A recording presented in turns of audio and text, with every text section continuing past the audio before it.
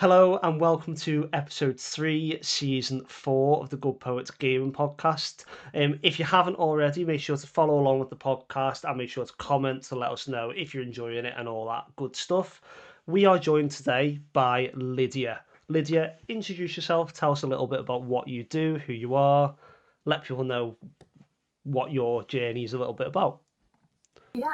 So my name's Lydia. I recently started a TikTok to post some game reviews. Hmm. So my main focus at the moment is focusing on ones that you can play for free on PlayStation Premium. Nice. They're not actually free; it's kind of girl math free because you're paying the subscription fee. But I thought that would just be a good place to start, and then kind of see what other things I might like to do. So yeah.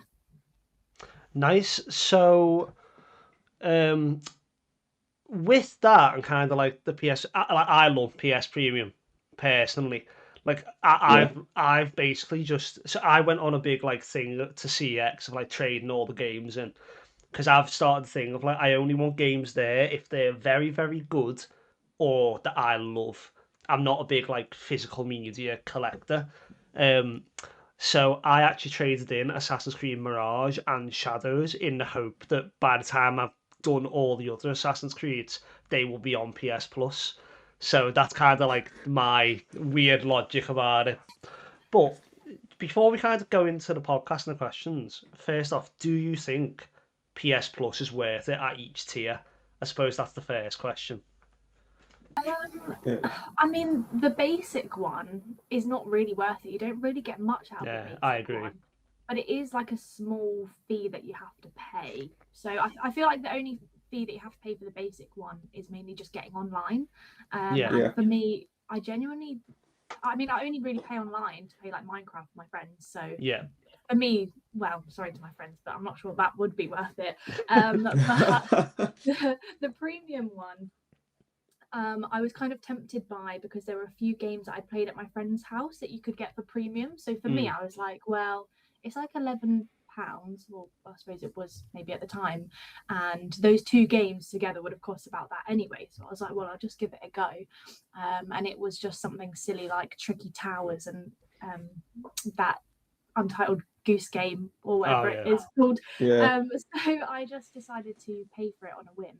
And I've just kind of kept it. But I guess the thing with those sort of subscription fees is I'm now kind of locked in yeah, because now that I'm paying it, if I get rid of it, then some of my games are gone.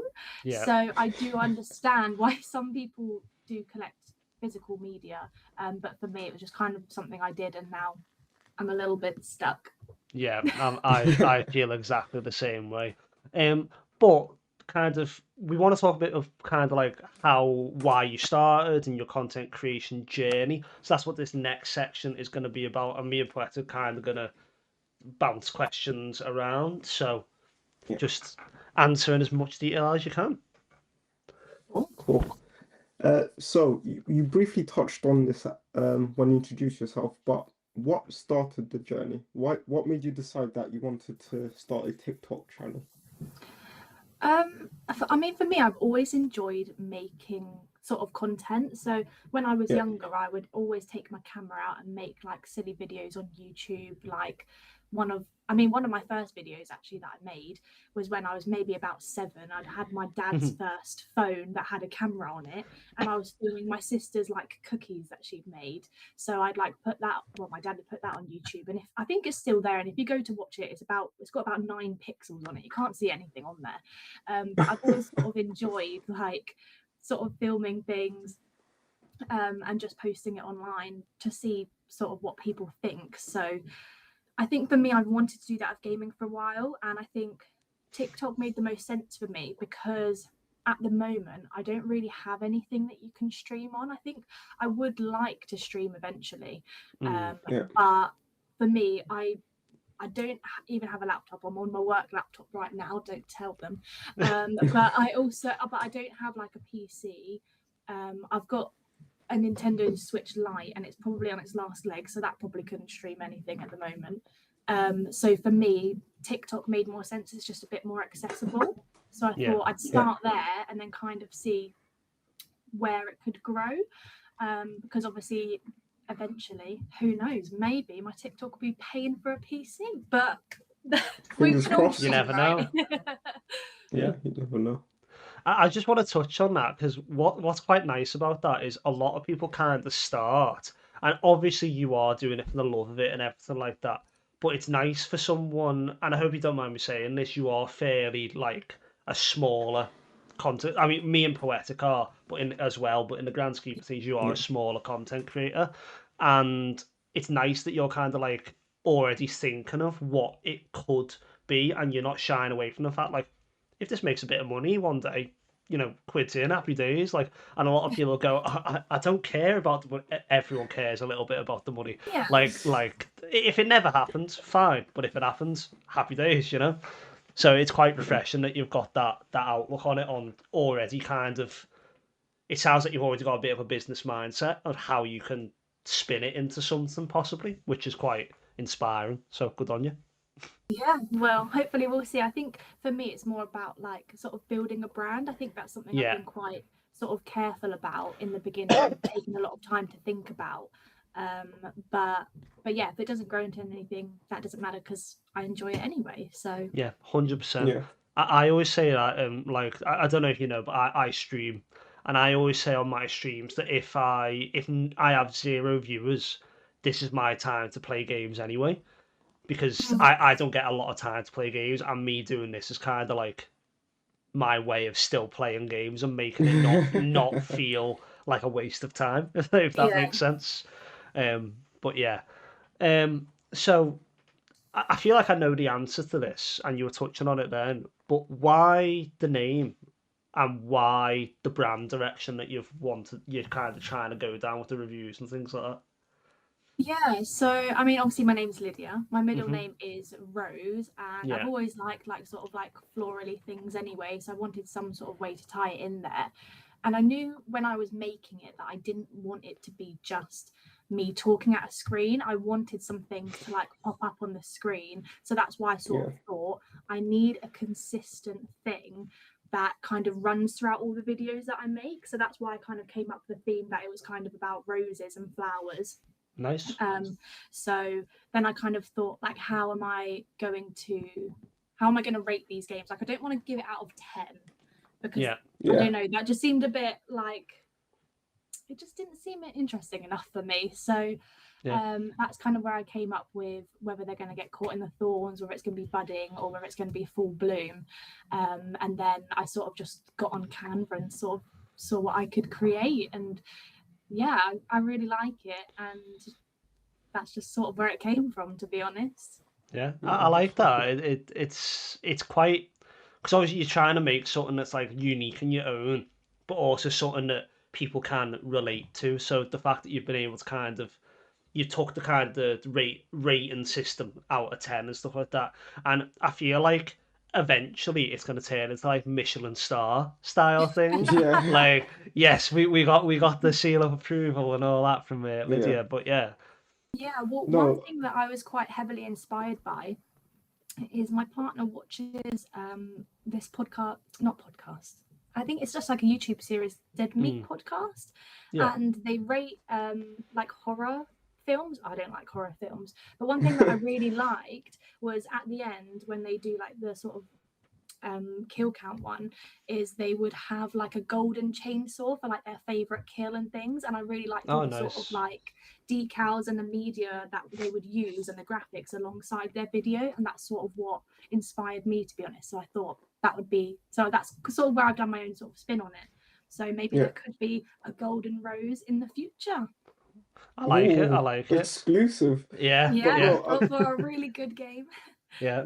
no, I also really, I really like it. I remember watching one of your first ones, first videos, and when you said that, I was like, do you know what? That is actually genius because I've spent quite a long time trying to distill a rating system that is simple, and I think you've nailed it like on the head with that.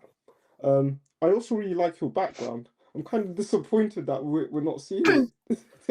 Well, this has actually been this is kind of what's halted some new videos recently, actually, because like I said, I moved house in December. So I used to have, it was a very like old house. It used to have like a sort of like a fireplacey bit and then 2 alcoves. So I had the flowers in one of the alcoves and I'd sit in front of that.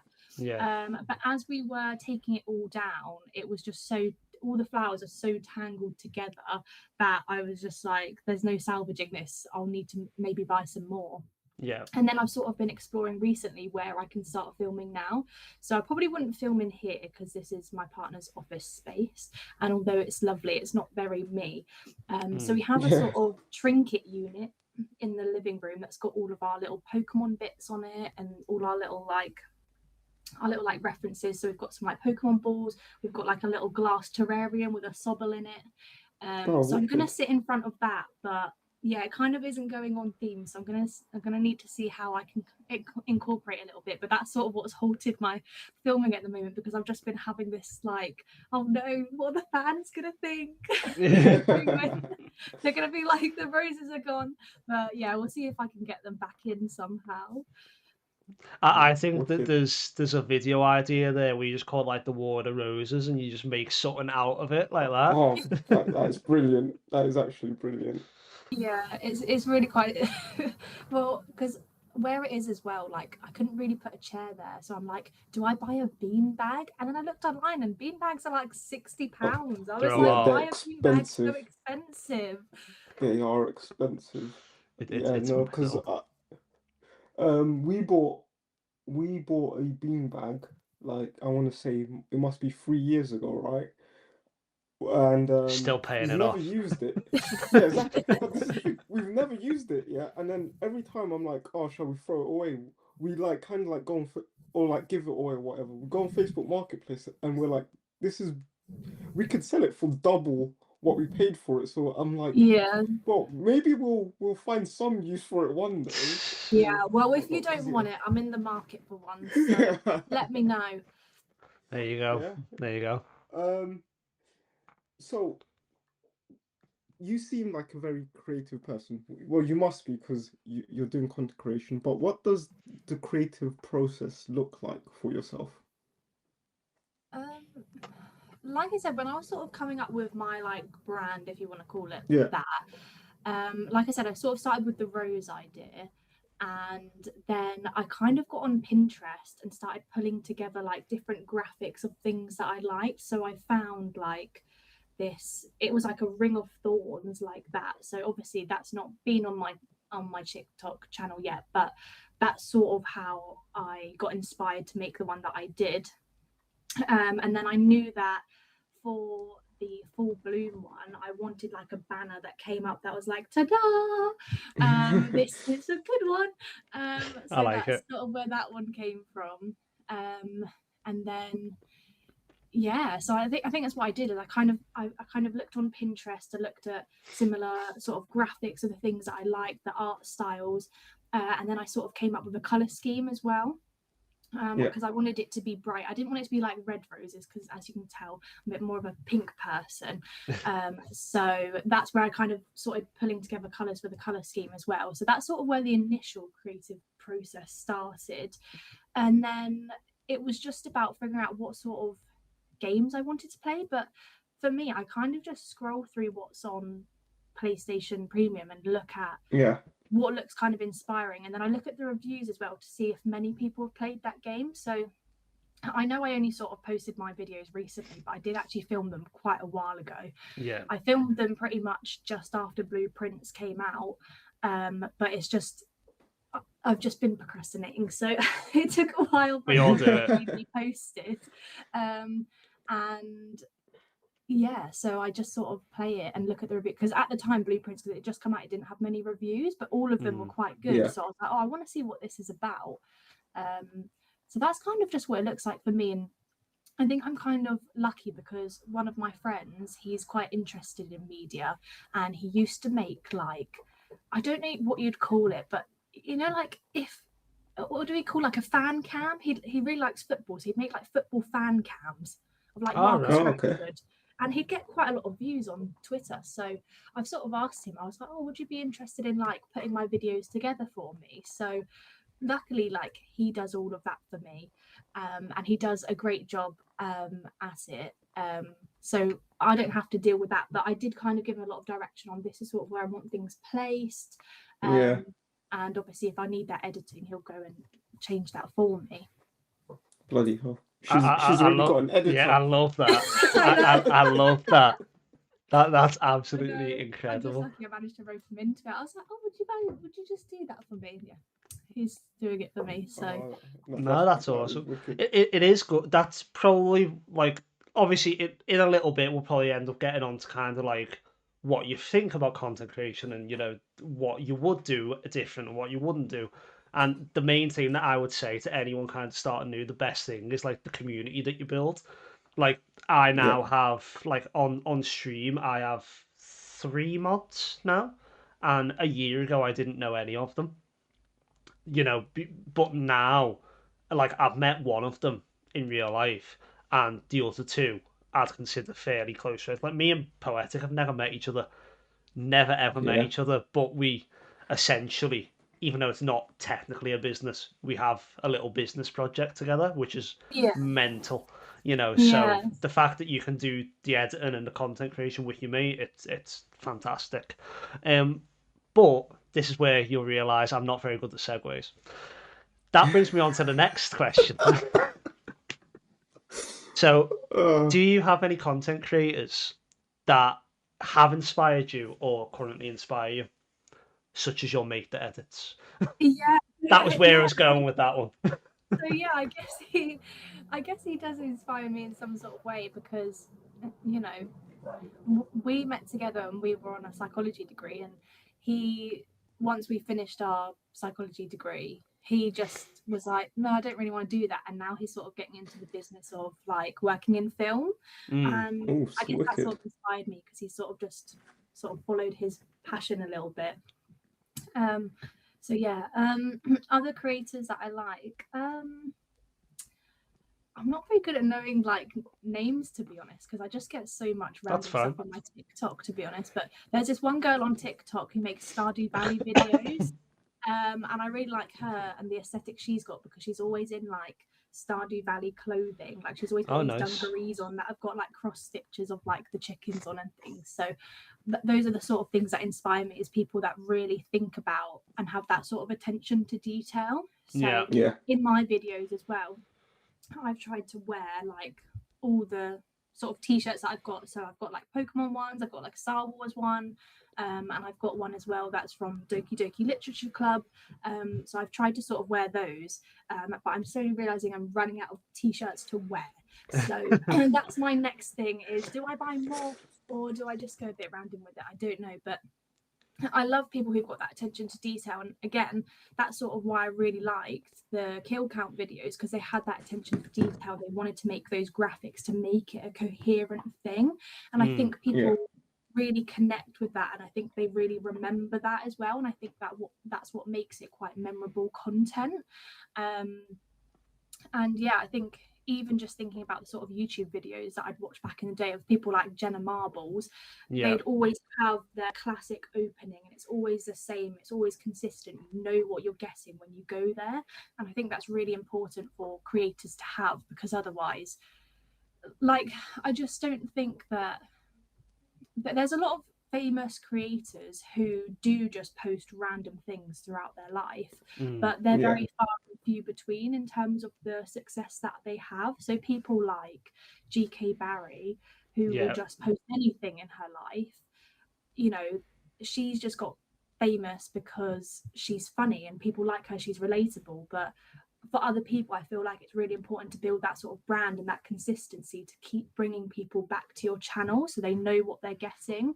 I've done a lot of research into, you know, because I've looked a lot into streaming as well, and whether it's better to play lots of games. But a lot of people online say you get a lot more following if you just play one game at a time. And obviously I don't know how true that is, but that's the sort of thing that's inspired me. Those people that have got that attention to detail and sort of built something that's consistent. Yeah, Well, the one thing that I would say about that, with obviously with the stream, I can speak on the stream a little bit because Yeah. I'm coming up to my affiliate anniversary, which is mad, in August, I think. Um, so I try to play a variety of different games, and I play like Assassin's Creed, I play the old Spyro game, I play everything. I played this yesterday, Okay. and it is possibly the best stream in terms of analytics that I have ever done. Mm. And that could be for a few things. It could be the game, because if you look at Spyro across the whole of Twitch, there will be like 12 viewers watching it. So when I go live and I have like 5 viewers, there's this little thing in my head going, I've got like a third of all people watching me watching Spyro, which is kind of Yeah. cool in itself.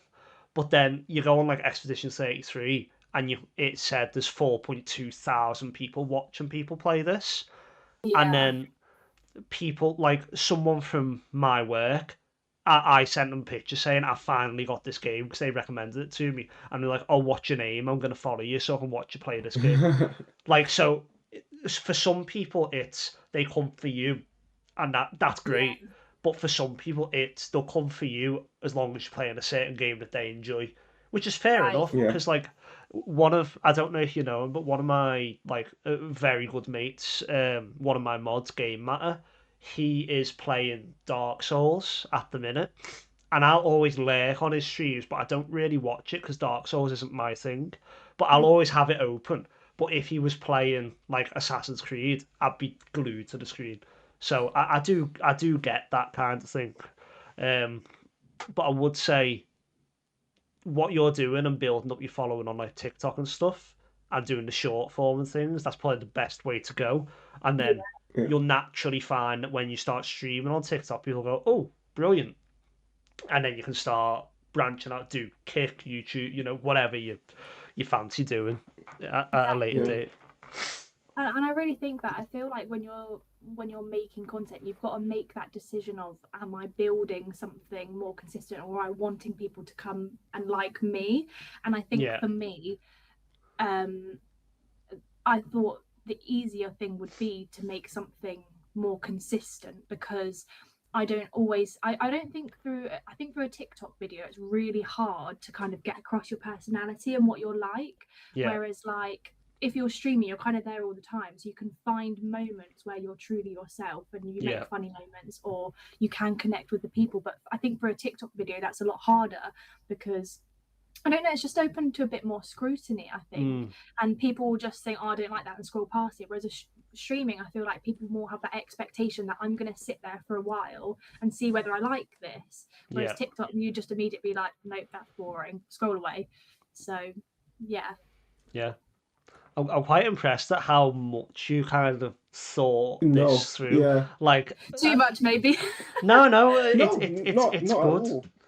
I mean, I Um, think. Sorry, Poetic, go on. You go. no, you go for it, mate. I was just gonna say, I think me and Poetic both didn't think about it as much as Yeah. you have, and we kind of just went, "Let's see where this goes." But like at the same time, when I first started, I didn't even have my face on it or my voice. It took me like 6 months to even put my voice on it, It's and it's because he was debating whether to have subtitles or not. yeah, that's it. Oh, okay. That's it. Yeah, yeah, yeah. 'Cause no one can understand me. I actually got asked yesterday to try and do what Gustav says in Clair Obscure in a Scouse accent, and everyone was clipping it. It was quite a good time, to be fair. Oh Um, dear. but to Dan's point, you've clearly put so much thought into the process and how you want to come across online. And it's really refreshing to hear because, like Dan mentioned, I don't think either of us did that. I think my very first video. So I did YouTube for a while, and then I stopped doing it for a couple of years, and then I posted um a TikTok video around the portal, and it was literally just me showing the accessories I've bought for it. It was an awful video. It was so bad. It was so bad. But yeah, and then I think looking back, I would have preferred to have put more thought into the beginning stages of the video. But also, what I will say is, don't be afraid of showing your personality on TikTok. Because yes, you will get the odd shit comment. Um, I think my two favorite ones were in one video I said he- heads phones or something instead of headphone, and someone was just like, "Ah, you said headphones," and I was like, "Oh, okay." And then Wow. the other one was, "Haha, you're bald," and I was like, I didn't know that. Oh, I didn't know that's that. a real So creative one. Actually. Yeah, yeah, that's brilliant, so man. so yeah, but conversely, I have met like the funny thing is as well, like you'll get people that will write literal like I will say something and someone won't agree with me, and the fantastic thing about the community we're in is that they will then turn around and give me a proper detailed explanation of why I'm wrong and stuff. And do you know what? Like a lot of the time, I'm like, do you know what? That is a valid argument, and that's changed my perspective on things. So I will say, don't be afraid to show your personality, because at the end of the day, a lot of people will come because it's you, um, as opposed to just coming because they like your content, right? Because Yeah. my content probably isn't that great, but a lot of people are coming because of me. Does that make sense? Are you sure? Money messing. I um, mean, my question for you guys then would be how do you guys make yourselves a bit more authentic on TikTok? Because I suppose on TikTok as well, Good you don't question. necessarily want to make like a 10-minute long video. You know that sometimes shorter clips can be a little bit better. So what sort of do you guys do to make it feel a bit more authentic and to yourself? I think for me, like I'm very like real with my community in that they know that my videos aren't very high production, and it started off with like questions, and but it 9 times out of 10 it's literally I'll get my phone and do a little shot and a little tip, and it works for me. I don't know if it worked for you. Where you want the edit, so if you do say something and then you want an edit, just do that, so that when you Oh yeah, so then you when don't have to keep like yeah, re-recording it. when you actually come to edit it, you can see that you've physically done that and you can cut it out. he says that, yeah, but then there was Oh one video where no. he forgot to edit it out. You just see my keyboard and that. Yeah. Um, but also for me as well, and this is probably a bit of a cop-out answer, but I'm starting to get a lot more people clipping my streams up. So I tend to just take them and put them on. Yeah. But that's also because that's the direction that I want to go in. I want to, and this is going to sound quite not bad, but just a bit business minded. Twitch is the thing that's making me money at the minute, so I'm Yeah. trying to push people there. It's just it's the way it is. Same as like the two things that because I don't know if you know, but I'm expecting a child in October, so I'm kind of trying to prioritize what I'm doing, and the two things that I am like these are gonna stay no matter what is the streaming and the podcasting, because with the streaming I can always just do a little right. We'll be right back, go look after Yeah. the kids for a bit or check that my missus is okay and then come back. Same with the podcast, I could stop recording, go out, come back in, and you guys would be fine with it. Was recording the YouTube video, it would be a bit more frustrating trying to do that, and same with like the Yeah. short Yeah. form and things like that. And also they're the things that I prefer to do the most. Um, what about Um, you, Poetic?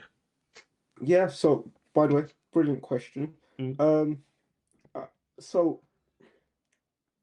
to, the best way I can answer that is to basically take you through a journey of like how I got to where I am now. And essentially, I started content creation during COVID, and I would just like it. It was mainly on YouTube, and it was completely like unscripted. I didn't know what the fuck I was doing. Um, like it was just bad, and um, after a while, I just fell out of love with gaming, and I was like, all right, well, I'm gonna stop doing this. And then I fell back in love with gaming, and I started just posting my opinion on stuff around gaming, like throwing questions out. And then I also struggled with how to bring my authentic self onto the camera. And then around about Christmas the year, not last year, but the year before, I started doing this thing called well, I did a vlogmas where I got a Marvel advent calendar, and I would open up one a day, and then I would like basically try to guess what character was gonna pop out. And then after that, I was basically like, well, I really enjoyed it because it was like I had to film something every day, and even if I wasn't in the best frame of mind or whatnot, I would just film like that, and that would be how I was feeling that day. And so I started doing this thing called PSDT, which stands for Poetic Surge Daily Talks, where I would literally just set the camera up and then just speak about like my gaming day, if that makes sense. So whether I've played a game, how I felt about that game, if I haven't played a game, why not give a brief life update and stuff.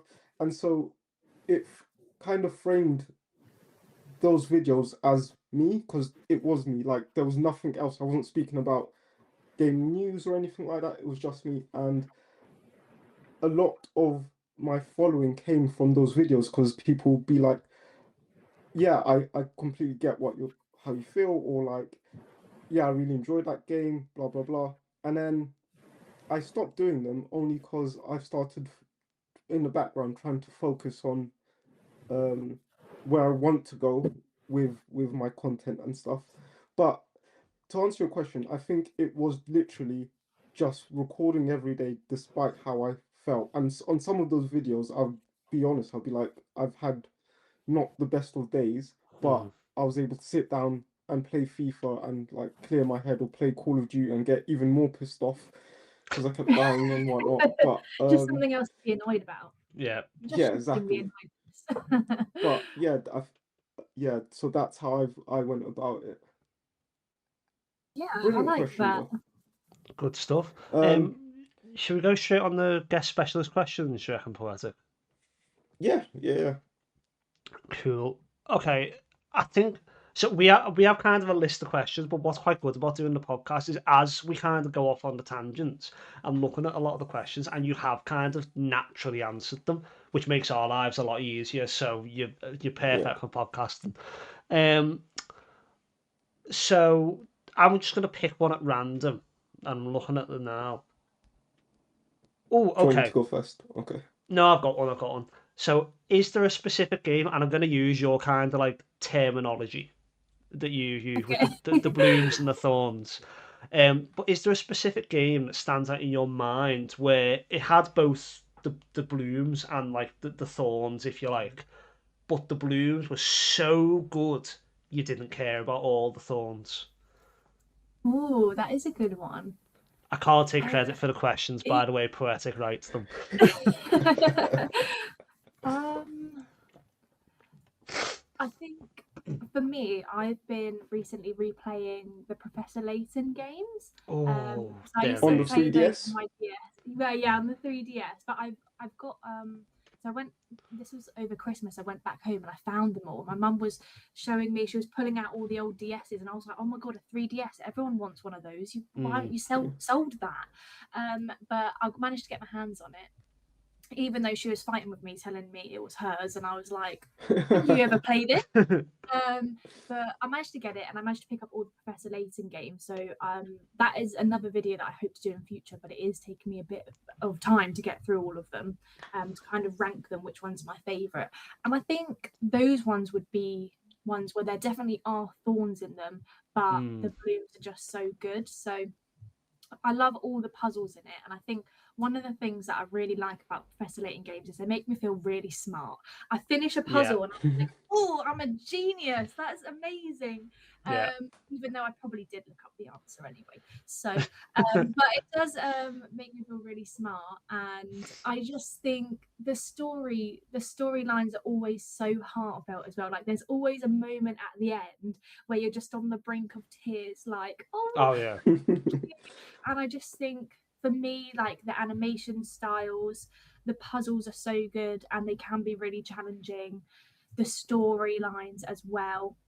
And I think as the series grow, they just get better. Like the first one, it's not perfect. It can be a little bit repetitive in terms of the types of puzzles that there are, how the characters are introduced and things like that. But they just hold such like a place in my heart that they do just bloom so much for me, even to the point where I'm like, Comic-Con this year, do I go as Emmy from Professor Layton? Who knows? But then I'm like, is that too niche? I don't know, but we'll see.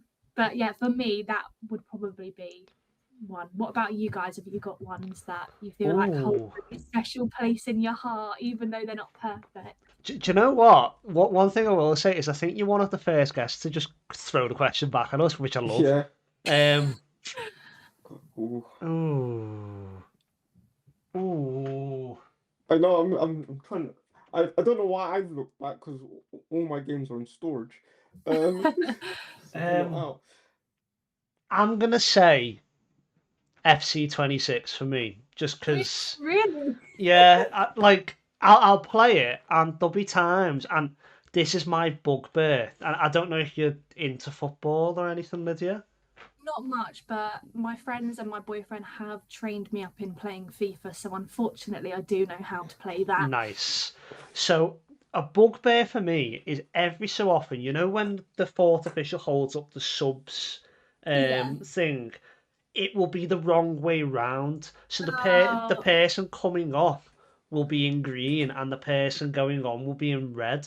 And I don't know if you ever played like the player career, but you'll have when it like walks out on the cutscene, you'll have like your target above you on the match, and every now and again, those targets will just stay above the pitch as you play the game.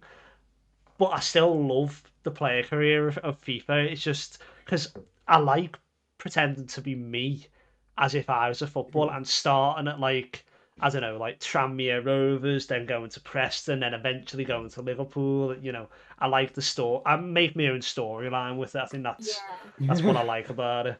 We kind of do that a little bit. We like to play on like the manager career mode sort of thing. So we tend to make like us as friends and then put them in the team. And then kind of build a bit of lore as well, and sort of go with that. And yeah, that I would say FIFA is probably a really good one for that category actually, because it has just got so many thorns in it. I think 26 has been a lot better than 25. When my boyfriend told me that he was going to get 26, I was like, are you sure? How bad was the last one? Like, the things that would annoy me would probably be not what the average football fan would get annoyed about, but like when you go back on career mode and you just played a game, it's got like a picture from the match and they would be so cursed. Like the legs would be like all out here, the face would be like at the bottom. Like we've got so many pictures that we've just saved where it's just completely just cursed. Like I don't know what they did to that game, but I just feel like no care went into it. Like there's so many issues. So that's when he said that he was getting the next one and was going to pay money for it. I was like, sure. One other thing that annoys me about, and it's such a stupid thing, is you know like the social media tab that they have on the right. I remember because because all my family are Welsh, so I usually have my national team as Wales, and then my normal team is like whoever, my club team, whoever. and I'll play a game for Wales, and then it came up before, and this is no word of a lie, it came up on the side of the social media saying Liverpool 1, Netherlands 0. And I'm like, what do you mean? That can't Yeah. happen. But it's just like the text is messed up or whatever. But it seemed like Yeah. such an easy fix for someone to Always the go in and text. patch. Yeah. Yeah. Even like the comments, it will say like person name 1 or something. Like it won't Yeah. have an Yeah. actual fake person's name. And I'm like, surely that, like, I don't know, I can't make games, but surely that would be a little bit easy to do, or just delete it. Like, who cares about the comments on that? I don't know, but Yeah. yeah, it's really bizarre. And the fact that you still can't be a captain, it just You can't be a cat. Oh, is that on like the player mode? yeah, like just Oh, let us be the captain of our club. Like it's they had it back in like FIFA 10, and now it's just like, God, I don't get it. But there you go.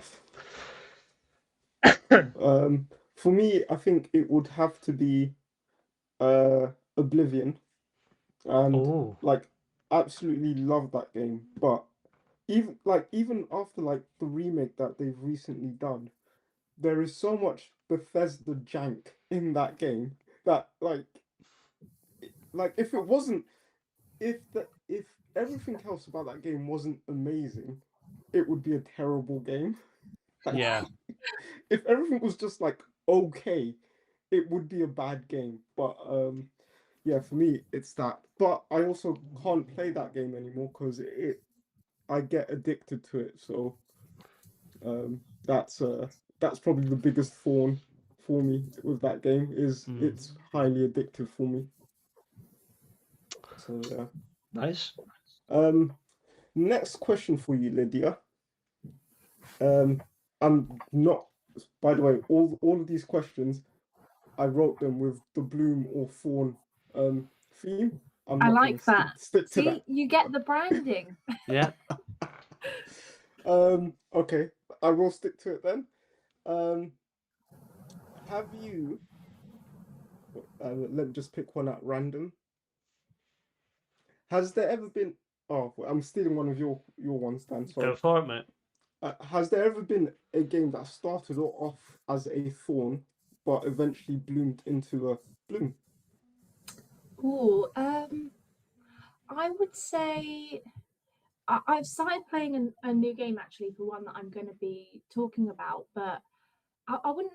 I'm not quite sure yet if it's full bloom, but it's called. It's gonna be bad now. I don't know if I remember the name of what it's called. Da, da, But da. well, maybe it'll be a little secret because then I'm not giving away what game it Yeah, is. But it's true. it's Okay, yeah. essentially. I'm not even really good. I don't really even understand the plot. And this is why it's a bit of a thorn for me, to be honest. So you've kind of like left your hometown on some sort of like mission, and you're riding around on a bike, and but you have to take pictures of things and record things to put in a scrapbook, Okay. and it's pretty simple concept. Like for me, it doesn't feel like there's that much to do. Like you're kind of just more, it's more just about you're exploring it, you're kind of seeing the beauty of what they've created, and you can learn a little bit about like the lore of the place if you want to, but sometimes there's just too many, like, you know, like when you have to pick up like notes and things that you find in places and it's like loads of text. I'm just like, I'm not reading all of that. So Yeah. but you can kind of get into it if you really want to. So that kind of started off for a thorn to me because I was sort of like, I don't really understand what the plot is, and it feels a bit empty. Like I don't really know what. Like I'm quite a goal-oriented person. I'm a bit strange like that. Like even when I played Disney Dreamlight Valley, I don't play to make it all look pretty. I just play to do the tasks. I'm a bit strange like that. But so it was a bit empty for me in the fact that I was like, I don't really know what I'm trying to achieve. And I think the only thing that you are trying to achieve is kind of exploring the place and documenting it. That's kind of the point Yeah. of the game. But it's really strangely addictive. Like I really like putting the scrapbook together. Like you can take pictures and then you can organize how the scrapbook looks. It gives you little drawings and recordings that you can put in there. So for me, I think that is definitely one that's growing on me because it's just so scenically beautiful. Like they put a lot of detail into the landscape and like the characters and the animals that you see in there. So yeah, I think that's one that's definitely growing on me. But Nice. Okay, I'm gonna try and find one more here. Um, okay, I'm gonna nick one of yours now, Poetic, because That's you grand. nicked one of mine.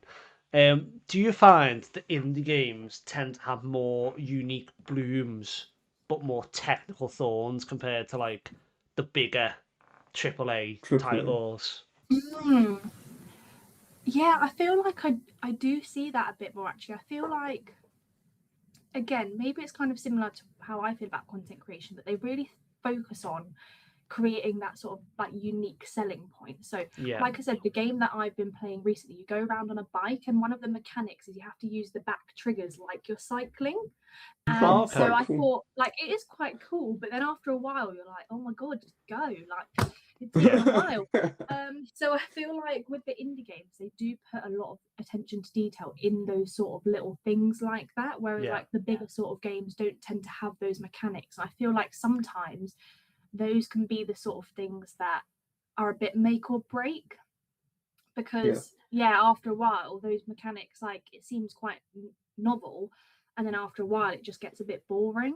There's another one that I've played as well called Jusant, where you have to kind of scale I don't know, it's almost like an ancient village, but it's like it's a big mountain for some reason. Like the village is a giant mountain, but you Yeah. have to climb, and again you have to use the triggers to move like one arm at a time. Yeah. So after a while it just gets like a bit repetitive. So I think the things that they really focused on and probably spent a long time getting right, in the end it ends up being a bit repetitive. So yeah, I Yeah. probably would agree with that, to be honest.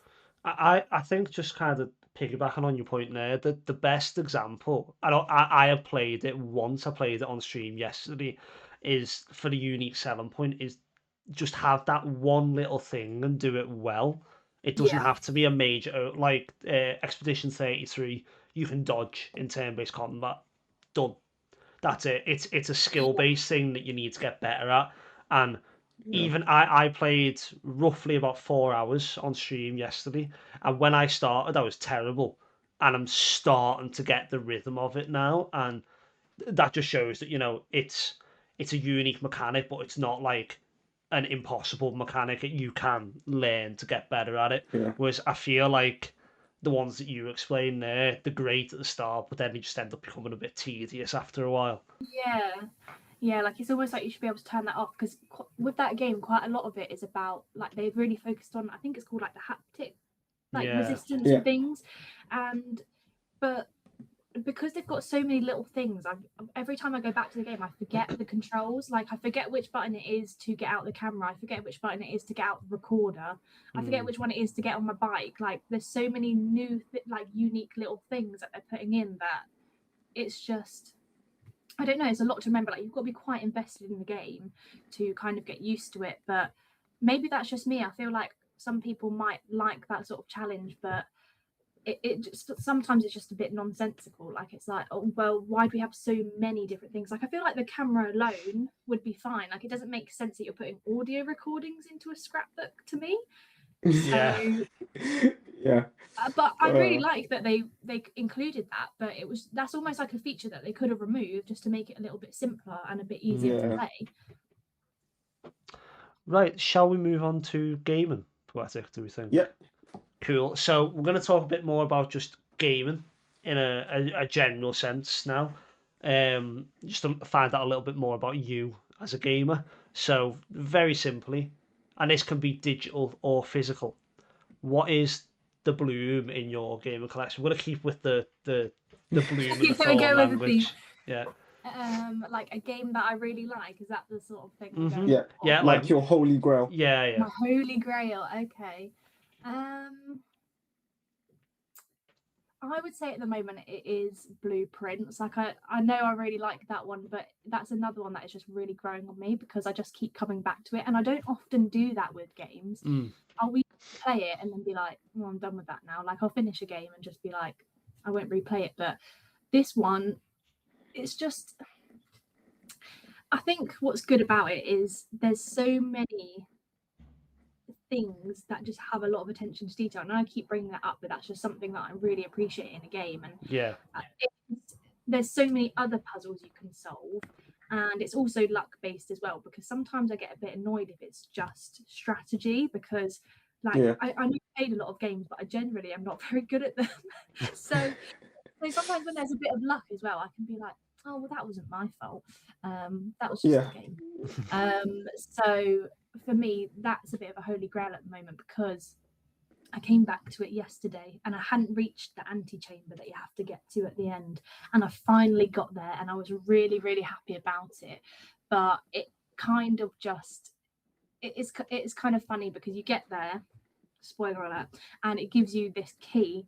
But then I didn't have enough steps to get back to the room that I needed it for. So then I had to go to sleep and it all reset again. So for me, it's kind of funny. There's just like so many little bits that you're like, yeah, I finally got there. And then it's like, oh, for God's sake, there's another thing I have to do. So for me, that's been really good. It's been really challenging, but also, yeah, I like that balance of luck based, but also strategy as well. So have you guys played it?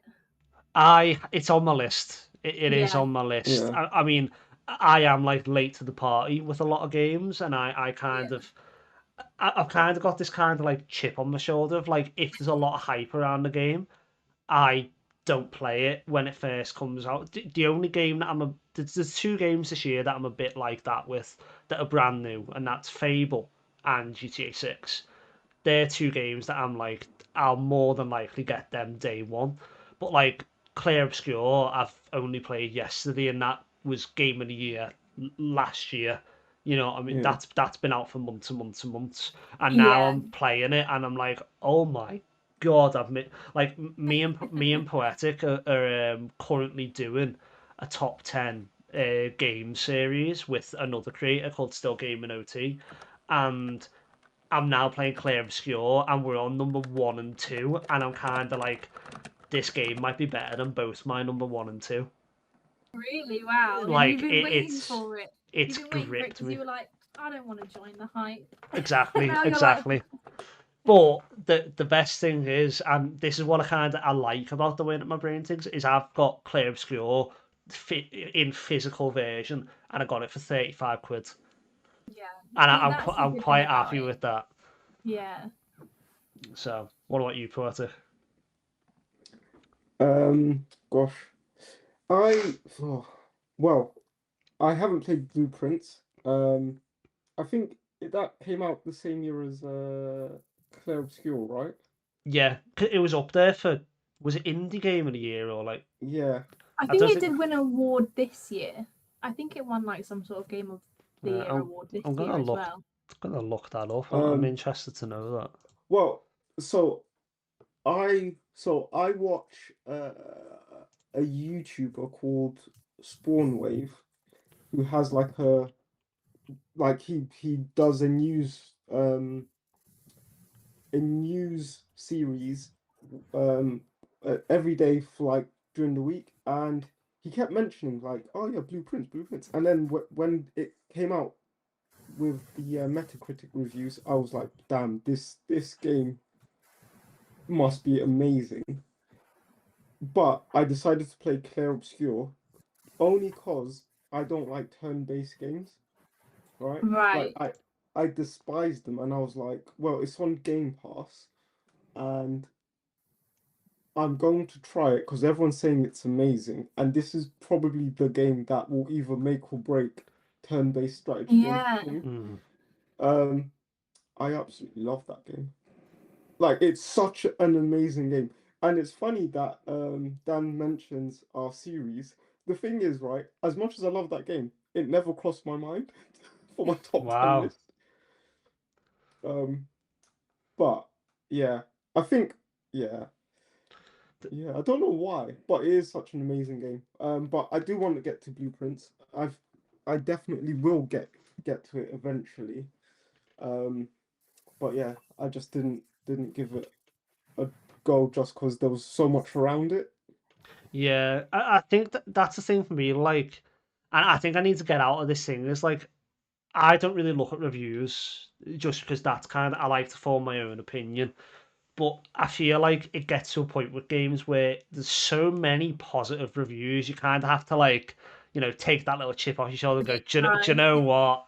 I need to kind of give this a go now. It's like there's blueprints. There's a new one coming out called like Replaced. It's like an indie game, I think. Yeah, Um, and that looks really good. But I'm trying. That's another thing about content creation. It makes you kind of play games that you wouldn't usually have done. Because like yeah, Definitely. apart from before I started content, it was mainly like FIFA, COD, and RPG. RPGs like the furthest out. Like Claire, I would never have touched Claire Obscure. Say it came out 5 years ago. I wouldn't have touched it. It wouldn't have even been on my radar. And I didn't even watch Game of the Year awards 5 years ago. Like I was so out of touch with all the amazing games that there are. So yeah, look forward to all the interesting games that you'll get recommended. It's a good laugh. yeah. Yeah, And definitely. I think that's part of the fun of it, that where I've been kind of looking through the free games and just picking one that looks interesting, because that's how I Mm, came across Blueprints, because at the time it was new and it only had like a couple thousand reviews, but like all of them were like 5 stars. So I was like, well, I have to see what that's about. yeah. And when I first started playing it, I was like, well, I don't quite know if I like it, but I've kind of got a rule with myself that I've got to play it for at least 2 hours. Mm, So mm, because I thought if I'm playing lots of different games, it'd be quite unreasonable to try and finish all of them, because that might take me however long. So I was like, I have to yeah, try at least playing it for 2 hours to decide before if I really like it. And then, yeah, I was just addicted. nice. yeah. It happens to And the best of what us.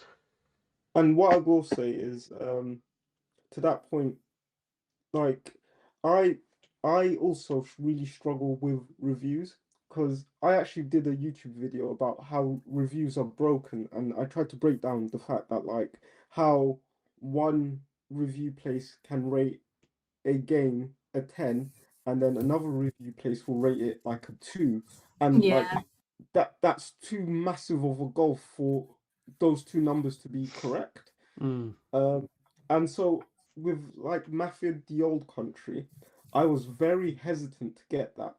And there was um Lazy Gamer. He was playing it on TikTok live, and I literally jumped into his live and I was like, I see the games you play and we have very similar tastes.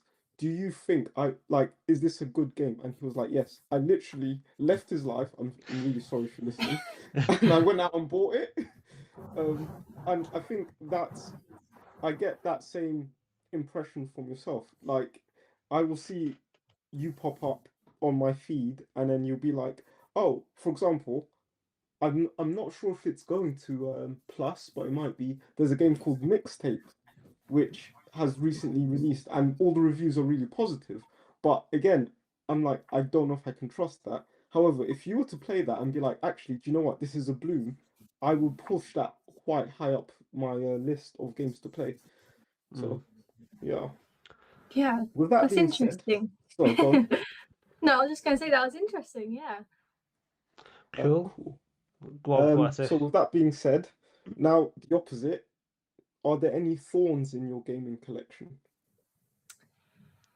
Um, not, I wouldn't say with any that I have, because I am that sort of person that would do a lot of research into a game before I buy it. Mm, And I feel like that's a lot more common now because of how expensive games are. Like I feel yeah. like before you Yeah, could just go into like Blockbuster and pick up like a new game for like 30 quid or less than that. So you could kind of take a bit of a risk on it. But now games are like 60 quid plus. Yeah. I don't really want to yeah, spend that and then be like, well, I don't enjoy this game. So I do tend to do a lot of research. So not necessarily anything that I have, but one of the games that I'm going to be doing a review on is called Coffee Talk. I don't know if you've ever heard of it, but it's just a No. random one no, that's on PlayStation. But it's kind of like a narrative based game. And it sounded quite interesting because the idea is you work at a coffee shop and these, like, I don't know if you call them monsters.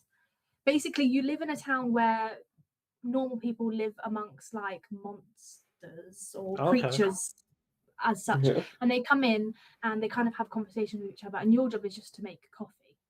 So I was like, okay, it sounds quite simple. But for me, it's almost too simple. Like it does exactly what it says on the tin. I think I was expecting a bit more from it. Yeah. And I know a lot of, so this is the thing, when I think about my reviews, I'm like, but people are gonna say like that's what it is. It's a narrative game. But I've played other narrative games and they're a lot more interesting. So Yeah. one of my other games that I sort of played within the last couple of years, again, I'm the sort of person that misses the hype too, was Doki Doki Literature Club. So that came out in about 2015, but it kind of more recently came to like the Switch and also the PlayStation, and it was on. It came up as one of the like featured games for PlayStation Premium, and I was looking at it and I was like the cover photo is like so misleading. Like I was looking at it and I was like, this game looks sus. Like, what Yeah. is that? And then I scroll down, the reviews all amazing, and then the description as well was like psychological horror. I was like, hang on, is this the right picture? So I was like, do you know what? Fuck it. I'm gonna download it and see what it's about. And that's a narrative game, and I really enjoyed that. It just kind of went places that I just completely didn't think that it was going to go.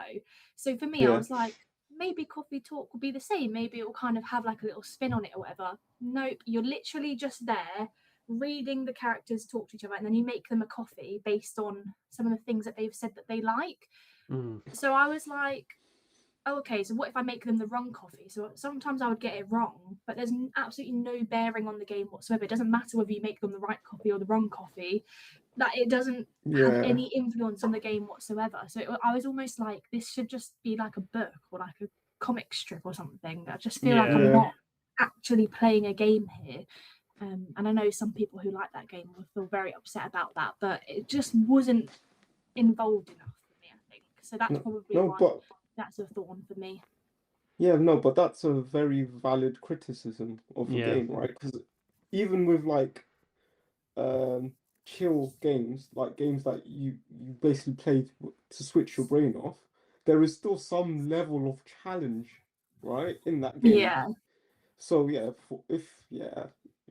that's one game that I'm definitely not going to be playing. Yeah, well, I had a similar criticism actually for the Bloom and Rage Lost Records games. So I found that didn't give me a lot of challenge because it was the same people that made Life is Strange, and I really loved that. So I played that one, and I just felt like, again, I was just sat. It was almost like I was watching a series. Like it had really long cutscenes, and you do make choices on terms of like, so it'll give you a bit of dialogue and you make choices of how you respond, and that can influence your friendships and things. But other than that, I just didn't feel challenged at all in the game. And then someone in my comments was like, oh, but I do feel like there was challenge and I really liked it. And I'm like, okay, well, I'm just telling you my opinion, so I can feel different about it. But yeah, that's they felt the whole quite point. offended by that. But that's the whole point, isn't it? Of like the content and doing this. It's like if you don't like my opinion, scroll past. Like it is what it is, really. But I think the fact that you don't strike me as one of these people that if you got, say, a couple months down the line, you're doing really well, and I hope it happens, and you get sponsorships and things like that. And a game comes to you and goes, oh, we'll give you this little bit of money, give us a good review. I feel like you'd be a person who'd go, I'll give you a review, but it's going to be... it's not going to be a good one. It's going to be what I actually think of the game, And I feel like that kind of integrity, will serve you quite well going forward. So very simply, what is your all-time favourite game? Oh, that's just so hard to pick, isn't it? Yeah. I might have to say... You can give us a few. You can give us a few. Okay.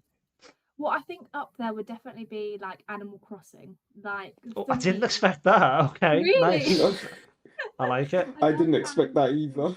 Really? Wow. No, I love Animal Crossing. I played it all throughout my childhood. There was one on the Wii that you could have that was called like Let's Go to the City, and you had like a thing you could attach to your Wii, and it was like a mic. So if any of your friends came over to your town, you could like talk to them through the mic. I don't even know why I bought that, because I didn't even have anyone that played it, but I was just like, oh, that's cool. Nice. So I love it, and I think the best one was definitely the one that was on the 3DS, the one where you're on a little island, New Leaf. That one was just so good. And again, it just had that little attention to detail. Like if you were out all day and it was a sunny day, your character would get tanned. And I just loved it. I was like, this is amazing. Because I can't tan in real life, so it let me have some sort of escapism there. But I love Animal Crossing. It's just so cozy. The music is just so nostalgic. And if I'm doing a bit of work, I'll put it on. And there's this one channel on Spotify that's got like a 12-hour long version with a bit of rain in it as well. So if I need a little relax, it's just chef's kiss. Other top games I like, again, Professor Layton just definitely would be up there. All of my favorite ones would basically be just based on a nostalgia trip. Another game that I really liked when I was younger, and I really think about the start of my gaming journey, was Bomberman Hero. It was on like one of the PlayStation. It was like on one of the early PlayStation games. And the other day I was just thinking about it, and I went on YouTube to look up a walkthrough, just because I just wanted to see what happened on it. And I watched it, and I got about 10 minutes in, and then I was like, I haven't even seen this bit. So when I was younger, I never really got past about 10 minutes of the gameplay, but I just seem to love it. Like, again, the music absolutely bops. And that's something else that just completely gets me in a game. Scarlet and Violet, that final battle scene, absolute bop that song is. And I think that's what it is. But yeah, I say Animal Crossing, again, it just holds such a little special place in my heart. But it surprises me that you said that you didn't expect that from me. What sort of games were you expecting? I think I was kind of, just because throughout this you're kind of going down the kind of the indie route, and I know Animal Crossing is a smaller game because it's made for smaller platforms, but I wouldn't class it as like an indie game. No. And you know, because like it is like the market is massive for it, you know. I will just say Animal Crossing is one of the best-selling games. Is it? Yeah. Wow. It's so like that surprised me about Professor Layton as well, actually, because when I was like, but when I look online for things about Professor Layton, there's not a lot. That's why when I've been considering like doing Professor Layton cosplay, that I'm like, I'm not sure if people will get it. And I looked it up, and it was genuinely one of the best-selling games on the DS. Like it sold like millions of copies. Yeah. And when anyone knows what it is, like I'm genuinely surprised. So that's one thing that shocked me, as I didn't realize how big that was at the time either. Have you tried? Sorry, go on. No, I was just going to ask, have you tried Pokemon? Well, not Pokemon, Pokopia. Oh, see, I don't have a Switch 2.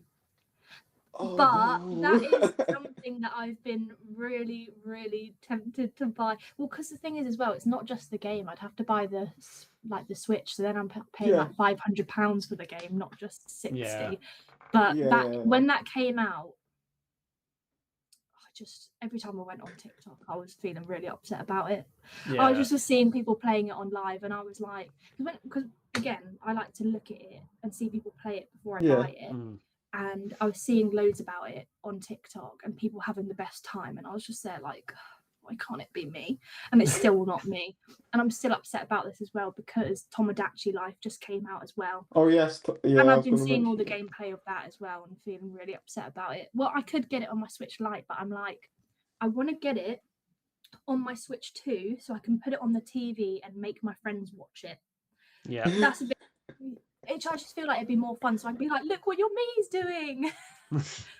I used to do that with Sims as well. Oh, Sims, that has got to be up there as well. Yeah. I love Sims, and I always used to play it like the normal version, but when I was in uni, I downloaded it on my uni laptop and discovered mods. I know I'm new to the game. I'm sorry. I discovered mods, like a couple years ago. And I downloaded so many dodgy mods onto my uni's laptop. I downloaded so many dodgy ones. The Wicked Whims mobs, where they make your sim naked. I was like, how the hell am I going to scrub this off the existence of my uni laptop? Decided that was a later problem. No one ever said anything though, so clearly that's what I mean. I don't know how they didn't do it, but I went on so many dodgy websites, downloaded these mods, and it just made it the best times. And I used to attach my laptop to the TV using a HDMI cable, get my friends there and be like, oh my God, look at your sim. Your sim's going crazy. They're addicted to alcohol and drugs.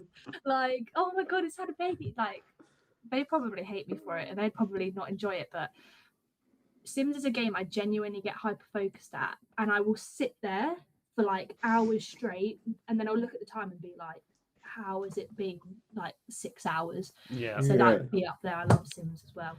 Yeah, I remember when I was younger.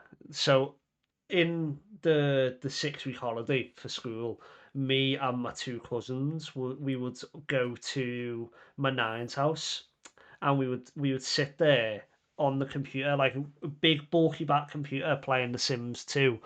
And I Yeah. remember we were playing, and the first time we saw a ghost on it, we were all like, "Oh my God!" And then realizing that each of the ghosts looked different depending on how the people Yeah, how they died. died. And I was Yeah, like, see, I love "That's that. like I think if I actually really think about it, that's probably the first instance of me as a child going, that detail in the game's cool."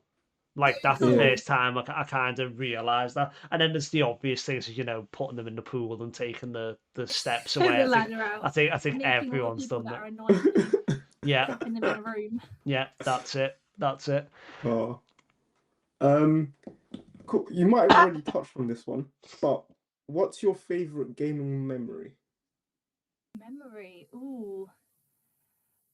Well, thinking about The Sims actually, I used to play The Sims 3 and that was really good. I liked that. And one time I figured out how to you can make ghost babies. Yeah. And this Oh, was wow. something that I was like crazy about the time, because ghosts after a while they disappear. Like just after a certain amount of time, they just disappear into their gone world or whatever. And so if your sim dies, they live around for a while. But if a sim woohoos with that sim, there's a chance they can have a ghost baby, and the ghost Woohoo. baby lives forever. But that was amazing to me because because obviously I didn't know that was going to happen. And then Yeah. it had this baby, and I was like, oh my God, it's a ghost. And then I was like, oh no, is it just going to disappear? And then it just stayed and lived forever. And that was probably one of my best memories, because I was like, I've actually broken the game. This is a rare event that no one has ever seen before. So that's probably one of my favourite memories. Have you guys got any favourites? Oh, one that sticks out for me. I don't know if you ever played Far Cry 3. No, I've played that. So there's the whole kind of I didn't really do the story. I'd go around and like take out the bandit camps and things like that. But a good thing about Far Cry is we're all like animals for crafting and things. And I remember I was in one of the camps, and I think I've told Poetic this before. And I've gone into a room, Oh, yeah. and the back door was open, and I went to go out the back door because I was being chased, and there was a tiger. So I've crapped myself, like jumped out a window, ran to it, and I thought there's a hill over here, and there's water down below. As long as I can jump off this, I'll be absolutely fine. The tiger can't get me. So I'm legging it, I'm getting shot at, tiger's chasing me, jump off the hill, I dive into the water, think I'm absolutely safe, and a crocodile just goes like that, just goes bang. And I remember thinking that is like perfect storytelling, and it wasn't even like a part of the story. But Yeah. that's probably one of that, or when me and my mum found out that they were going to make Lego Harry Potter. Yeah, that's good. Because we always said, because obviously the Star Wars came out and the Indiana Jones, and we were always like, if they ever make a Lego Harry Potter, it'll be the best Lego game of all time. And I think we were right. I absolutely love the Lego Harry Potter games. The Lego games are good, but I feel like they've gone like seriously downhill. Yeah, Like the old ones they are were much so better. good, and I think they've tried to make them sort of like open world, Mm. but now it's Yeah. just kind of empty space. I remember I played the Lego Incredibles, and it was just so boring and it was so repetitive. But like, yeah, Lego Star Wars, Lego Harry Potter, some of the Lego Jurassic Parks as well, are pretty good as well. But some of the new ones. The DC villains one, oh my god, that is absolutely awful. Me and my friends played that for a good like 30 minutes and we're like, we can't play this. This is absolutely dreadful. Yeah. My favorite gaming memory. So I always come back to the one where I got my first console on Christmas, an N64 with Super Mario 64. And yeah, the funny thing is, one, I didn't actually know what it was. I just saw Mario and I knew who Mario was, and I was like, oh my god, it's like Mario. And then I spent about a week just in the menus because I wasn't reading like what was going on. I was just like going through all the menus and they'll change colors, and I'll be like, oh my god, this is amazing. And then one day I sat down, I was like, okay, maybe I should read what it's telling me, and then I realized that there was an actual game behind the menus. But yeah, I think that is my I think that's my favorite gaming memory. More recently, it's around Astrobot. Great game. And yeah, um, I was I because my partner also has a PS5, and I was like, "Do you want me to get this game digitally?" Um, And she was like, no, she has no interest in playing it because I showed her what it looked like, and she was like, I have no interest in playing it. And I was like, this is great because I want to get this game physically. So got it physically, started playing it, and then I could just see her like constantly looking at the screen, right? And then I had to go up to go to the toilet. By the time I've come back, she's logged me out, signed herself in, and was just sat there playing it. And like 5 hours later, I was like, "Can I play my game that I bought?" And she's like, "No, no, no, you're not good at this."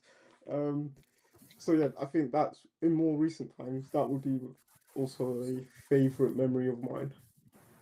Nice.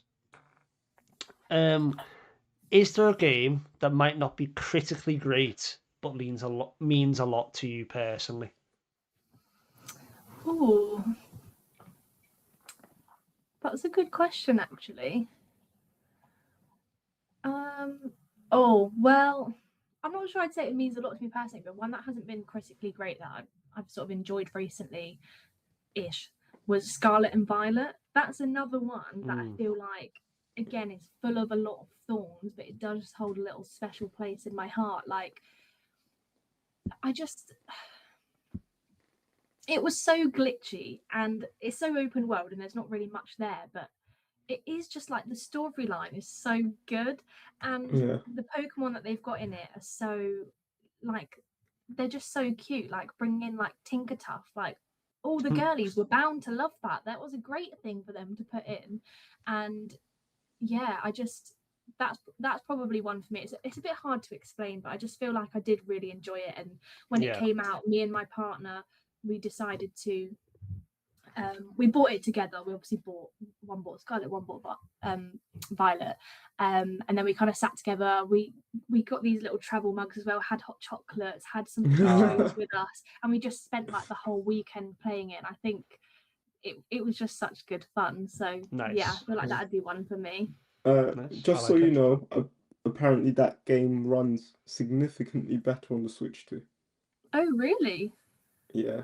Oh, well, that's good. I mean, I thought, because I'm getting in this point now where, and I saw a TikTok video about this as well, is about how game companies recently, they're just selling like unfinished games because they're just like, oh, well, I can update it later. And I think that was one that a lot of people thought that Nintendo were going to update later and they were going to fix all those glitches and they were going to make it a bit more busy, but I think it was a bit unrealistic for people to think that it was ever going to be like a really full game, because I'm just not sure whether the Nintendo Switch, well, the first one and the Switch Lite, was ever going to be able to run that at a good level.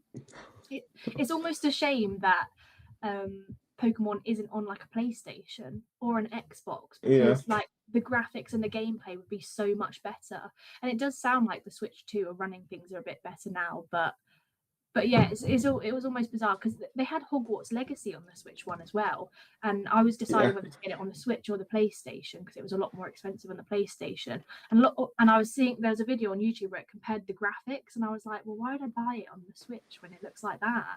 And it was the same with the Pokemon games; it was never going to look amazing because of what they tried to achieve. Like you couldn't run GTA on a Switch; it wasn't going to work. Yeah. Yeah. I have erased Hogwarts Legacy from my brain personally because I don't know if you know the glitch with the butterflies.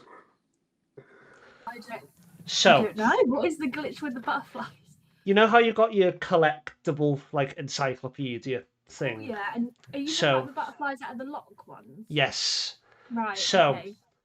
do you remember the first mission with the butterflies where you go to the Forbidden Forest and you have to follow them? And it's a bit of like Yeah. it's a bit of a joke because Ron in the films says, "Why has it got to be spiders? Why can't we follow the butterflies?" And that's kind of the whole thing with it.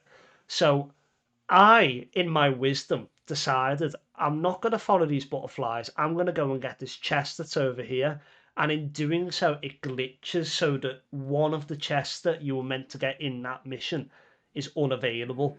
So now I have every single collectible bar one, and I Oh my cannot god. platinum the game, and I have to redo the entire thing. And I haven't quite brought myself to do it yet, but I That will game is one day. long as well. Yeah, yeah, and like Yeah. the Merlin trials as well. I don't know if you're much of like a trophy hunter or a collector, but like I'm not. But when it's a game that I really, really enjoy, I'm going to platinum this game, and that was one of them. And the only trophies I need to get are like all the collectibles and like reach a certain chamber with each of the houses, and that's it. I'm Yeah. done. So I just Oh, wish that you played it through in each house? No, so Oh. that's what I need to do. Like, I think the four trophies of like reach a certain point with Gryffindor, Hufflepuff, Yeah. Slytherin, and Ravenclaw, and I've done it with Ravenclaw because that's my house. Yeah. And then my mum hasn't had the glitch, and she's happy as Larry running through it, and it's really annoying. Oh. But yeah, Yeah, that is a shame. yeah, It was really good. I did enjoy it, and I really liked how the story was different based on what house you were in as well. So yeah, I'm in Ravenclaw as well, but my partner was in Hufflepuff. He didn't finish the game because he didn't like it that much, but just looking at the differences in the story mm, were really interesting because he went to like Azkaban. He yeah, like went in there, and I didn't get to do that. And I was like, oh, maybe that'll come for me later in the game, but no, yeah, it never happened. So yeah, yeah, it's really interesting. Again, just love those little bits of detail that people put yeah. into Yeah. it. The only thing that really let that game down for me was the grand staircase. Yeah, and what it It doesn't dis like. yeah, it just this. I get why they did that, and it's a lot easier to do. But you know, if Yeah, you look at like the old Harry Potter games, like Harry Potter Prisoner of Azkaban, they do the grand staircase like perfectly, yeah. and I don't know Yeah. why they couldn't just do that. But hey ho, You do wonder sometimes again whether it's just like whether people are just like lazy and they're just like, oh, we won't do that, or they're just like, we don't want to put the money into spending someone yeah. doing that, which is again such a shame. But I yeah, almost Hogwarts hope Legacy was good. I almost hope it's that though, because I dread to think that someone's gone, oh, let's do the grand staircase this way. This is such a good idea, and then Yeah, it came that's out, and true. people are like, oh That god, is this is true. bad. I think they tried to go a little bit too away from the source material with that, but everything else, perfect. I actually played it on arachnophobia mode because I don't like the spiders. And at first I was like, who would want that? That's so silly. And then I Mm, put it on and then I was like, actually this is fine. But they still scared me. They still yeah, jump out at me and scare me. But yeah, I liked that they had arachnophobia mode because mm, yeah, it would just make every time the spider jumped out, I'd be like, yeah. I'm not a fan. So now we move on to game and last meal. Um, I purposely don't tell the guests about this, because I like to kind of get your kind of reaction to it. But essentially, it's if you were told, right, these are the three games these are the last games that you will ever play. You get your starter, which is like a mini game. So like one that I always say is like in Buddy with the little sumo mini game. I quite like that. Or dodgeball in Chicken Little is another one for me. Okay. Then you get your main, which is a big AAA story game, and then you have your dessert, which is a cozy game. Oh, okay. So see if you can have a little think. So what would be your starter? So a mini game that you would play. It is difficult. It is a hard one. Yeah. I mean, I don't know what mini game I'd pick specifically, but I think it would have to be something from Mario Party Oh, good because shout. they're just so good. Yeah. Honestly, it doesn't have to be one. It can just be on random, and they can just pick one for me because the mini games on there are just so good. I've got Mario Party 8 and I think 10, one that's on the Wii U. The 10 is not as good, but the one that's like the older one, Mario Party 8, is just so good. And yeah, I'd have to pick one of those games. I think some of the ones that I can remember were there was like snowballs on a roof and you have to like wash them off, or there's one on the Wii U I can remember where you have to like hold. Oh no, my favorite one actually, I'll tell you what one it is the cut the rope one. Have you ever played the cut the rope one? So like you stand on this platform and you have to choose one of the strings to cut, and it's just purely luck based. And if you cut the wrong one, it pings you off. That would be nice. my mini game. Yeah, I like that. That one is just so good. The main game. I always try and think of like a long game. Yeah, because if it's going to be your last one. But it's also picking a game that you would enjoy for that length of time. Really like, yeah. I mean, we all know what mine would be. Don't say it. I haven't said it yet. You get asked these questions, you forget like every game you've ever played. It's like, have I played a game before? Yeah. Well, I mean, I'll just kind of help you out a bit. I'll throw a few out there. So mine is Kingdom Come Deliverance. Oh, I had to get it in. That's my favorite game ever. Well, so we've probably done like 40 something episodes, yeah, and without fail, he will mention Kingdom Come Deliverance in every episode. It's a running joke now. I was trying to find my little way into it. But you've got like Red Dead 2, Cyberpunk, the Ghost games like Tsushima, Yote. I did actually start. Well, I wouldn't pick Ghost of Tsushima, but I did start playing that. But I kind of stopped because it was too hard, and I was getting upset that I was losing. Ghost of Yote is much better. It's easier. I wouldn't say easier. I wouldn't say it's easier. But I was the same. So I played Ghost of Tsushima and didn't get very far in it at all. It wasn't really like for me. And then I've got Ghost of Yote. I need to get back onto it, to be honest. But it seems like they put a lot more time and effort into developing the character, and the character's a lot more like rich, if that makes sense. So I'd highly recommend Ghost of Yote. Okay, yeah, I might give that a go. I mean, for my last meal though, I might just say that I would choose Bomberman Hero because, as you know, I only got 10 minutes into the game. So before I die, I think I might like to try and finish it. Or something like Frogger. I don't know why. Nice. Frogger was so good. Nice. There's a remake of that, isn't there? Is there? Is there? I think so. I'm pretty sure. I might be making this up, but I'm always skeptical of remakes though because they just don't have that same nostalgia. But yeah, I'd have to pick Bomberman Hero, I think, so I can. My last dying wish is to finally finish the game and get past 10 minutes. Nice, yeah. On remakes, I am like holding out. I've just pre-ordered Black Flag Resynced, and I'm like this, like please be good, please be good. See, that's why I have to look at the reviews, and if it looks terrible, I'll just be like, well, I don't need that trauma then.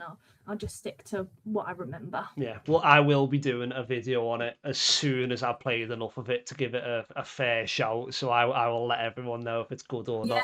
Whether it's good. Yeah. Okay, so Bomberman is your main. Yeah. And then what would be your cozy game as your dessert then? I know I do love Animal Crossing so much, but I think I'd have to pick Stardew Valley. Oh, And I okay. think it's Ooh, just okay. because there's just a bit more to do. So obviously this is the last game you play, right? So you want to play for a Mm. long time. Animal Crossing, you can only get so much done in a day. And again, it's coming back to this. I have to complete these tasks. So Yeah. I would do all my fishing. I would do all my rock hitting. I would sell everything. I would annoy Tom Nook and absolutely fleece the shops. And then that would be it. I wouldn't have anything left to do. Whereas Stardew Valley, you could play that for hours because you just go to sleep and the day resets. So I Mm. could I could keep farming, I could keep growing my animals, I could keep romancing Sam because I choose Sam, who rides a skateboard. And you go up to him and he says that he can do a kickflip, and that's what sold it for me. So Yeah. I think I would probably choose Stardew Valley. Nice. I like it. So we move on to our quick fire round. And in previous episodes, I've been very much, oh, it can be quick fire, it can be long, but no, we're sticking Just be now. quick. It's quick fire. So Poetic, you want to kick it off?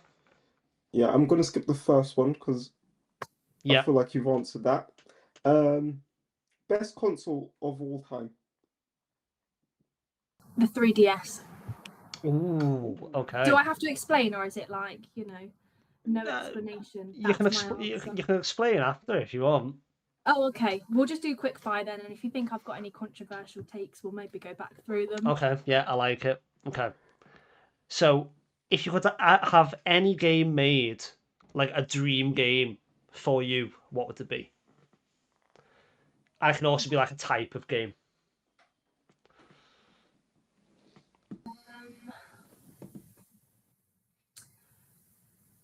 I feel like it would have to combine some of my favourites. So it'd have to combine like the darkness, shock horror of Doki Doki Literature Club Hmm. with the validation I get from Professor Layton. Hmm. But also a bit more challenge and a bit more interaction like blueprints. And then I also really like games where the choices that you make determine the game. So something like Detroit Become Human, Yeah. where you get different endings. So something that combines all of those sort of things. I don't know how the hell you'd put that all together because I'm there gonna. needs to be some bops in it as well. Like the music would need to absolutely slap, but something that pushes that all together would really. I'm gonna give you a recommendation. Oh, okay. Well, based on that. Yeah. So I don't know about the moral choices, but it's a bit of a darker game. It's got the kind of challenges and the interaction of the DS of Professor Layton. Hotel Dusk. Did you Okay, ever let me play write it? that one down because I will forget that as soon as I leave this call. But I know we said quick fire, but I'm explaining this one because this is one of my favorite moments of gaming history that I've ever had. So Is there's it a this one? yes, yes. Okay, So yeah, go on. there is a moment in Hotel Dusk. But you're a detective and you go into this hotel and you have to figure things out and the game doesn't hold your hand in any way. You just go in and Is it do scary though? not really, but Okay. it's like a darker tone to it. Okay, yeah, a bit more Um, thrillery. like it's black and white, Oh, and you hold it like the DS like a book, and that's how you play the game. oh. And So there's it's like, what was that? Rhythm Paradise used to do that as a well. little bit, yeah.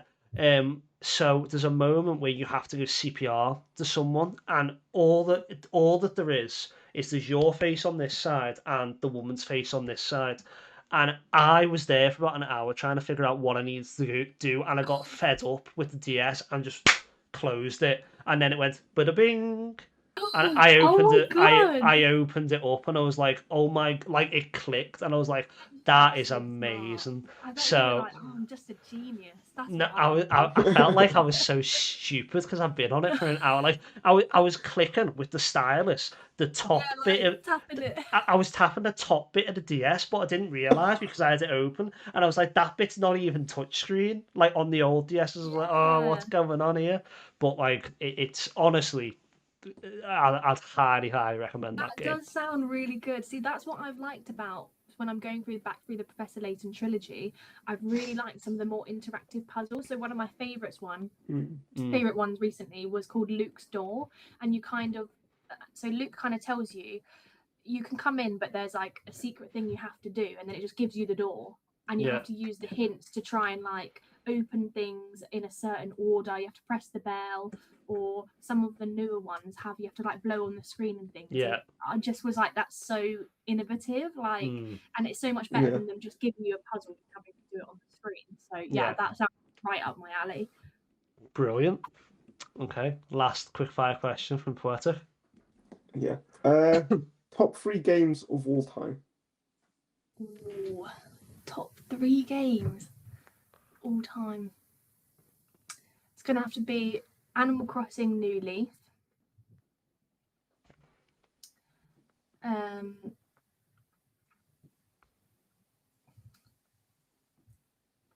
gonna put Mario Party in there. I don't know why. Just now that I'm thinking about it, it's just like so it. good. Mario Party 8, just so good. Yeah. So fun to play with your friends. And then I'll go. Wait, what have I said already? You said Animal Crossing New Leaf and Mario Party. Mario Party. I'll just have to say New Blueprints, just because of how I'm feeling about yesterday, where I made it to the antechamber, and then they were like, nope, no, you didn't do it, because I thought that was it. I'm done. I've finally finished this game. Nope, they pulled a fast one on me there. So nice. So good. Before we kind of wrap up the podcast, do you have any questions for us? Yeah.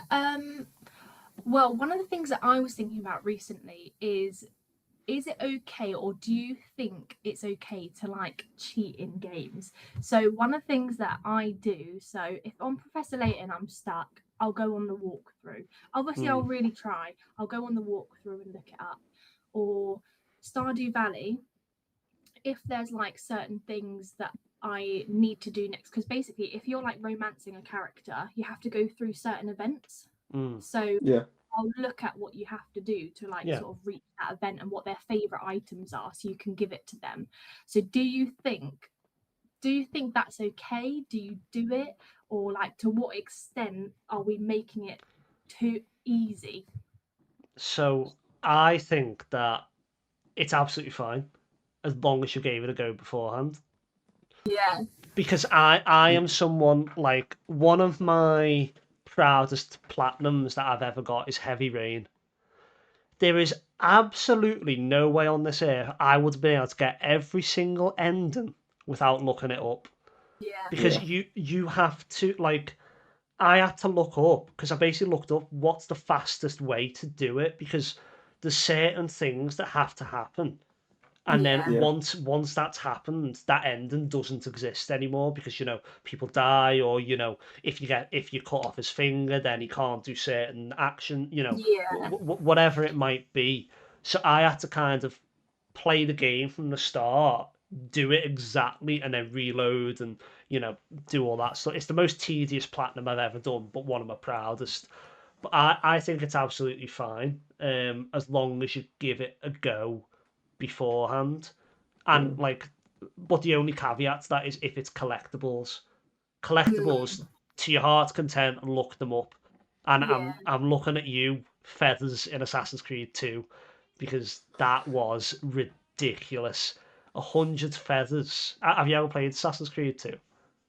No, I mean some of the earlier sort of. Well, my dad used to really like Assassin's Creed 2, so I didn't play it myself, but I watched him play a lot of it. Yeah. I'm not sure if it would be my sort of thing, but I love it. I can see the appeal of why people like it. Well, I've currently set myself a challenge of platinuming and 100% in every single Assassin's Creed that there is. So that's my current thing at the minute. So for me sins, I'm going to try and do that. Yeah, I'm halfway through Brotherhood. I've done 2. I'm halfway through Brotherhood, and then it's Revelations and Assassin's Creed 3 next. So we shall see.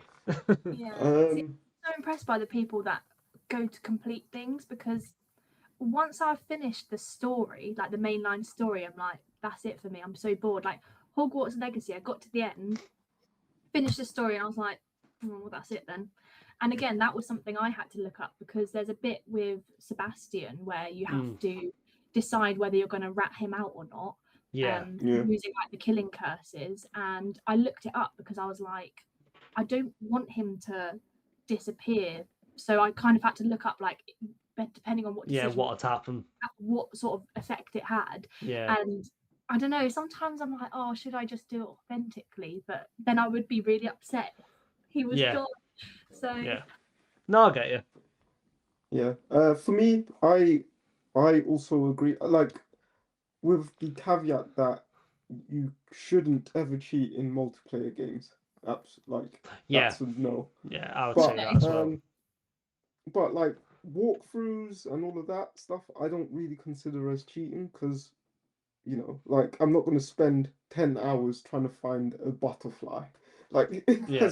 I've got better things to do. So yeah, I don't think that's cheating. And to be fair, back in the day, um, cheats when you know you'd input cheat codes into the games, there were actually fundamental parts of the game that like made the game a bit more fun or different. So Yeah.